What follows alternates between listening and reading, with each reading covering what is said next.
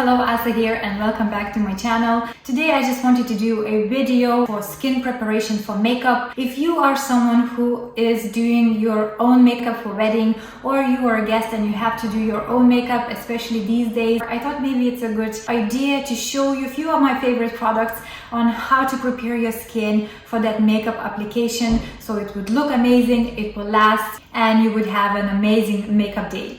Preparing your skin for makeup is a very important step because ultimately you're just making sure that you have an amazing base for whatever else you're going to put on your skin. Have in mind that we all have different skins, so if you dry skin, you would need to prepare your base differently from someone who is very oily. So on a big day, if you're doing your own bridal makeup, start your morning with your normal skincare routine and then let it soak in for a few minutes and move on preparing your skin. In case you are doing your makeup a little bit later in the day and not straight after applying your skincare, make sure to use a micellar water or a gentle toner to just go over your skin and get rid of any oils that maybe have appeared on your skin or any dust or anything unnecessary. So if you're normal to dry skin or dehydrated skin, it's really good to have a setting spray as your first step. Just really spray it on your skin.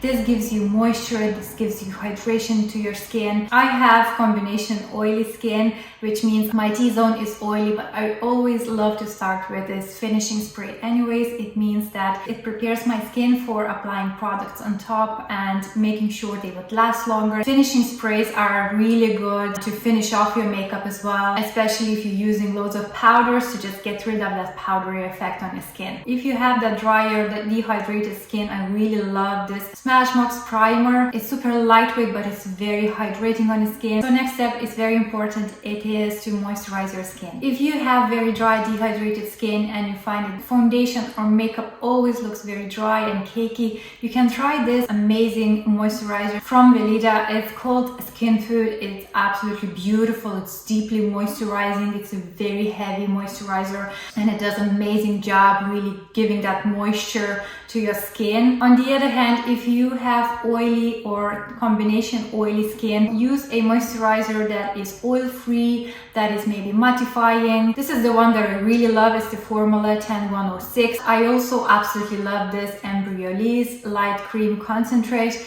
This moisturizer is very lightweight but very hydrating. It suits almost every skin type, except if you are very oily, then I would avoid it. But otherwise, this is such a nice formula. It absorbs really quickly. Also, at this point, we cannot forget our under eyes. If you have very dry under eye area, it's a good idea to use a little bit of moisturizing underneath the eye cream. I love this from Bobbi Brown. Any other underneath the eye moisturizer that you do, you can just gently pat it underneath the eyes just to make sure that your underneath the eye area is nice and hydrated, so when you apply your concealer it doesn't look very cakey or dry. Also, let's not forget our lips. I absolutely love these two lip balms. One is from company Nuxe and the other one is from the Shape Say. These are amazing. They don't have any harsh chemicals in them or very bad ingredients. Those of us are suffering from redness on the skin, whether you have redness from sensitivity or you have rosacea or any other skin issue where you have those rose or red cheeks and you want to hide them, I would highly recommend to use a corrector or a product that would neutralize the redness. That means that the foundation that you will apply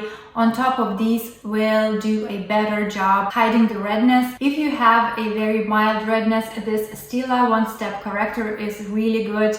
Or I absolutely love this product from Rosalique. So it comes out green, but when you work it into the skin, it kind of adapts and changes the color and it does an amazing job just covering that redness. So once you have your moisturizers on, next step is to apply primers. If you have an oily or oily combination skin, you might want to use maybe mattifying primer that will prolong your makeup and will make sure that your face won't get as shiny. I absolutely love these two. One is from Ordinary and the other one is from Urban Decay. Because I have combination oily skin myself, I spend so much time looking for these perfect products that really work, and I have to say these are my two favorites. So you only need a pea-sized amount of the primer and really work it in the area areas where you have that shine coming through throughout the day. And ideally use your finger to really work it into your skin, because the warmth of your fingers will do a better job blending the product in than a brush. Also, if you are someone who has very large pores, I love this primer from Smashbox. Same as with the mattifying primer, you just need a tiny little amount of it, and again, use your fingers to just really work it into the areas that you have those large pores, and it does an amazing job really smoothing this area, and the pores are less visible. Another step that you can add prepping your skin is adding illuminating primer. So if you are normal to dry skin, or your skin is kind of dull, and this is such a great idea to bring that glowing from within effect. So these are my favorite illuminating primers. The Catrice one is budget friendly one, it's lovely. I also love the Charlotte Tilbury Hollywood Flawless Filter. This is more on the pricier side. It comes in different shades as well. Probably my favorite one is the Laura Mercier.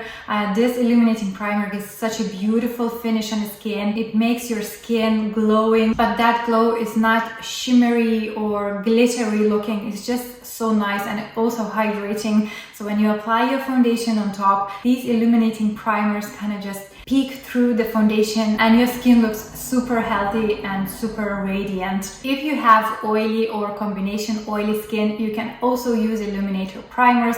Just have in mind that your application would be different, so try to avoid areas where you normally get shiny. So if your T-zone is very shiny, just apply it on the outer perimeter of your face. Obviously, if you are super extremely oily, then maybe it's better for you to skip this step. So after all these steps preparing your skin, you can go ahead and do your eye makeup, or just wait a few minutes and then proceed to applying your favorite foundation, concealer, and then maybe a little bit of blush, and you would be good to go. I know it might seem like there's a lot of steps, but these steps really do make a difference how your face is going to look throughout the day, how the products that you will apply on top going to look throughout the day. So I think it's really worth taking that maybe extra 10 minutes to prepare that base for beautiful makeup that you're going to apply next. So I hope it's been helpful. I could talk about makeup and skincare products for ages and ages, but I try to keep it very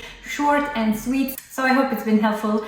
And as always, thank you so much for watching, and I'll see you all next week.